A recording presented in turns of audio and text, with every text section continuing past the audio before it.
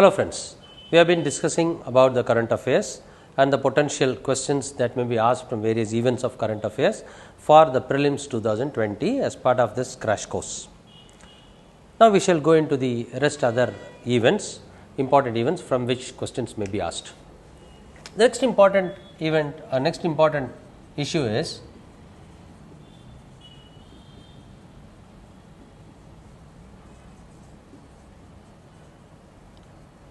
the terracotta temples of India. I hope you know what is terracotta is. Terracotta is a baked clay. See, the baked clay is one of the very ancient and the oldest building material. Before the stones were used, before the stone making or brick making was, the art of brick making was learnt by the human beings, the building material used was the baked clay. There are several terracotta temples. The temples are made out of terracotta, and there have been in various temples there have been terracotta plaques and terracotta pillars. Terracotta pillars and terracotta plaques. And if you go to the NCERT book, especially the 7th standard, our past book, our past part 1, part 2 and part 3, and there have been mention about especially part 2, our past part 2. Book in the chapter 9 and all, you will find quite a lot of terracotta temples. This is news in today because of the commemorative stamp released by the India Post on the terracotta temples of India. There have been several terracotta temples commemorating which the stamps have been released. One is the Indralath temple of Ranipur in Jarial, which is the tallest ancient brick temples, right. This is one of the important temples commemorating which the stamp has been released.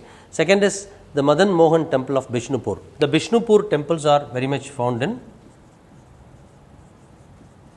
textbooks. Right. Bishnupur temples of West Bengal is very much found in the textbooks as well.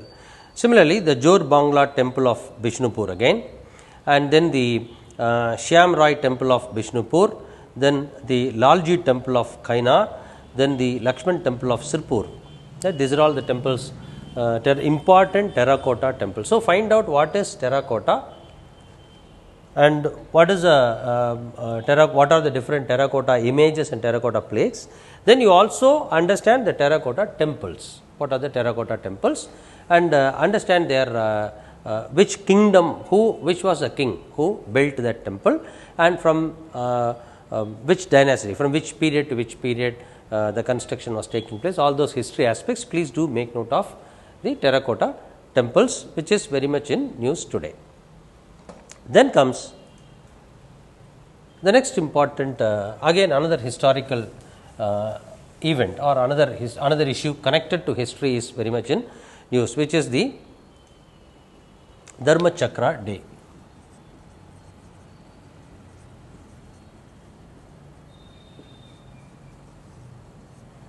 The Dharma Chakra Day.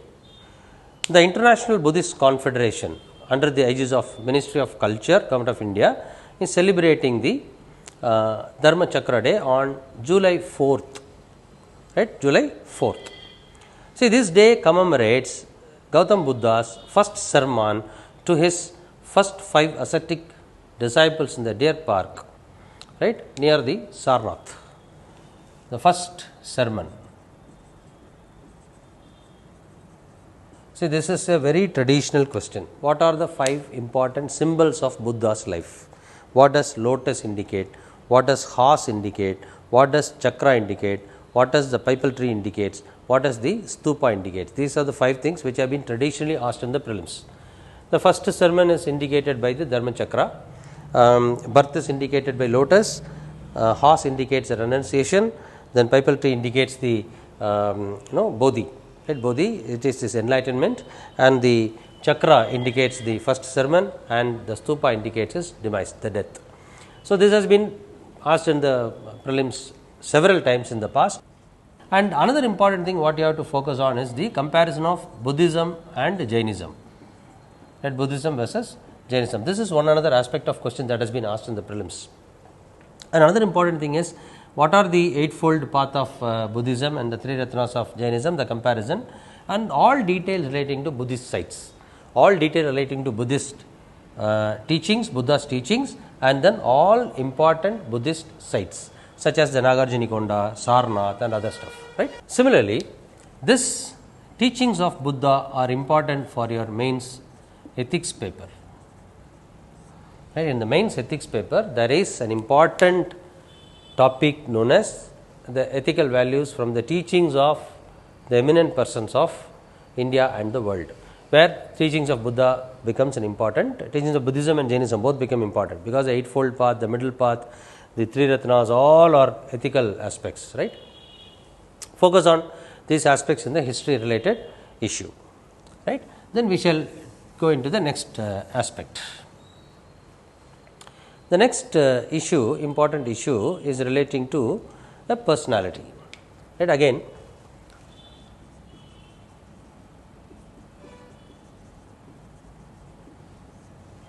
Pandit Jasraj. See, Pandit Jasraj is an Indian classical vocalist who belonged to the Mewadi Gharana.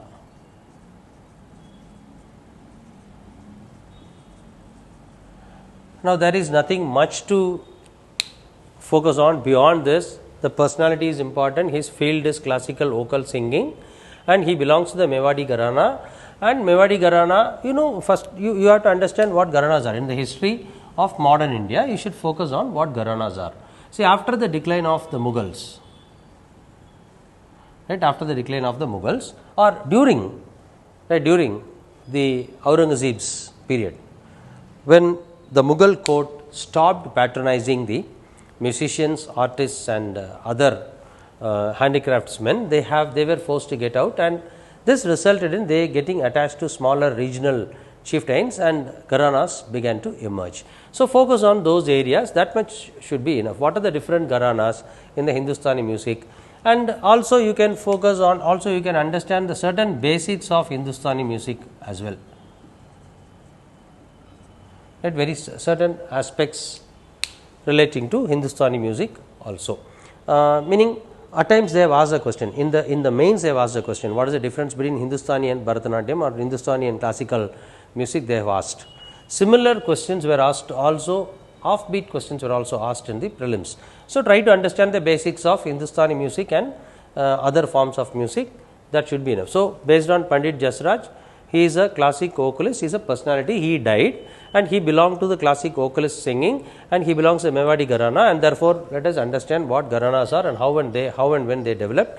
And another thing is the Hindustani music's basics, the basics of the Hindustani music, that should be enough with respect to this particular topic. Otherwise, nothing else is important, because it is a very small limited topic. Then comes the next important topic called the transparent taxation, honoring the honest.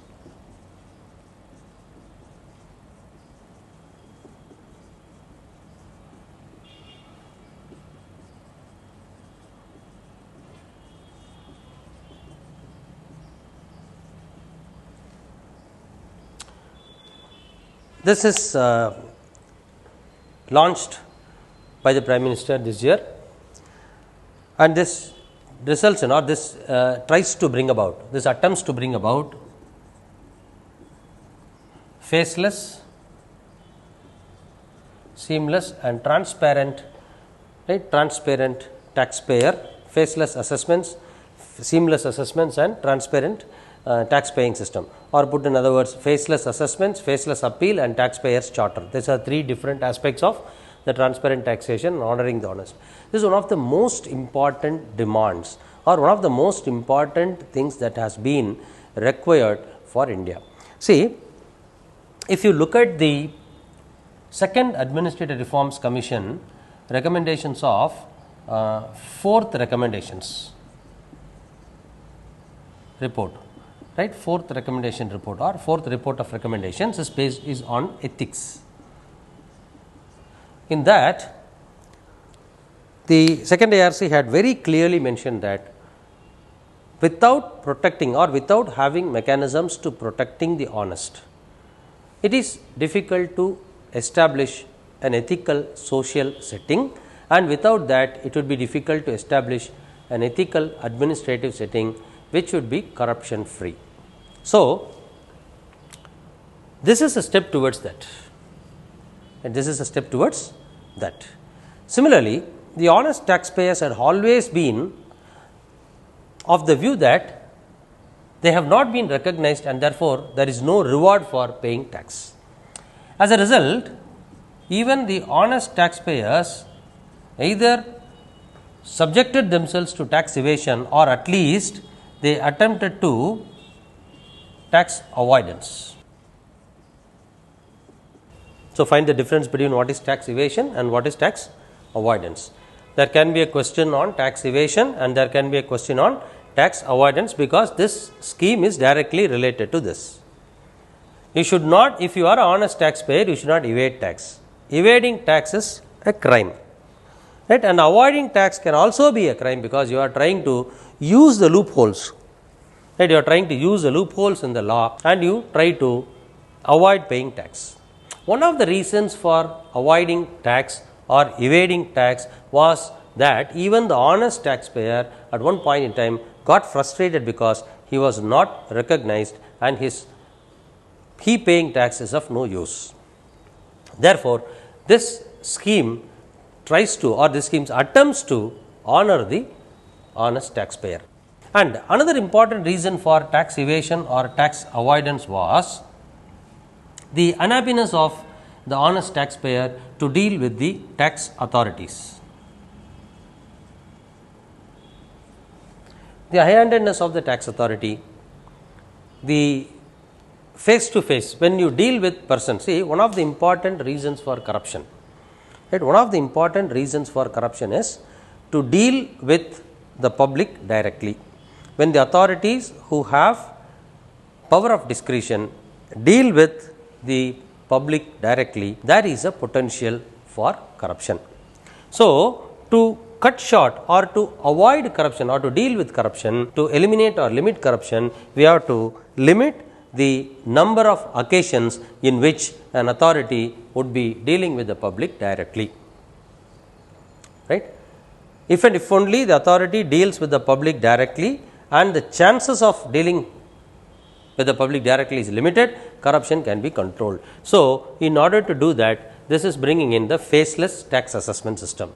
Now, under the scheme, if a tax assessee files a tax returns, then that will be assessed only by an authority who is, or only by an officer belonging to any jurisdiction. So, he does not need to, the taxpayer need not go and meet the authority at any point in time. This is one of the very important aspects of it. Similarly, the appeal will also be online, and he will be appealing to a person who is not related, he need not be relating to the jurisdiction only, and therefore, it will become a transparent one. And it is also coming out with what is called as a taxpayers charter on the lines of citizens charter.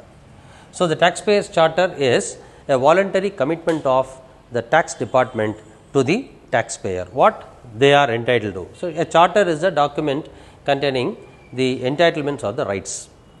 So, taxpayers charter will contain certain voluntary commitments of the taxation department. So, here you focus on the concepts of income tax, direct tax, indirect tax, then what is tax evasion, what is tax avoidance, then what is citizens charter, how it works, and then for the mains also read about this in detail. Later when we discuss for the mains, we shall discuss these issues in detail while coming to mains also.